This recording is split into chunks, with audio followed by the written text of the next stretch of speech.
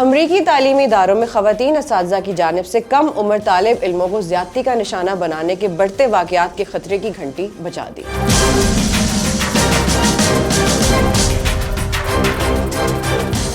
Daily Mail کی جانب سے جاری کی جانے والی رپورٹ نے تہلکہ مچا دیا ہے۔ رپورٹ کے مطابق گزشتہ 12 ماہ میں 16 ریاستوں سے تقریباً 25 کے قریب خواتین اساتذہ کو گرفتار کیا گیا ہے، جن پر طالب علموں سے زیادتی کا الزام عائد کیا گیا ہے۔ ڈیلی میل کے مطابق 2017 سے 2022 کے درمیان جنسی ہراسگی اور بدفعلی کے باعث امریکی اسٹیٹ ایجوکیشن کی جانب سے 1895 اساتذہ کے خلاف سخت ایکشن لیا گیا ہے۔ ڈیلی میل کے مطابق ریاست نیو جرسی سے تعلق رکھنے والی خاتون اساتذہ جیسیکا سواکی کو پولیس کی جانب سے خاتون اساتذہ اور طالب علم کو برہنہ حالت میں گاڑی سے پکڑا گیا تھا، جبکہ خاتون ٹیچر نے بھی جرم کا اعتراف کر لیا ہے۔ 45 سالہ ایرین وارڈ بھی امریکی شہر نبراسکا سے تعلق رکھتی ہیں، جو کہ طالب علم کے ساتھ نامناسب حالت میں پائی گئی تھیں، جبکہ بیشتر خواتین اساتذہ کو جرم کے حوالے سے قانونی کارروائی کا سامنا ہے۔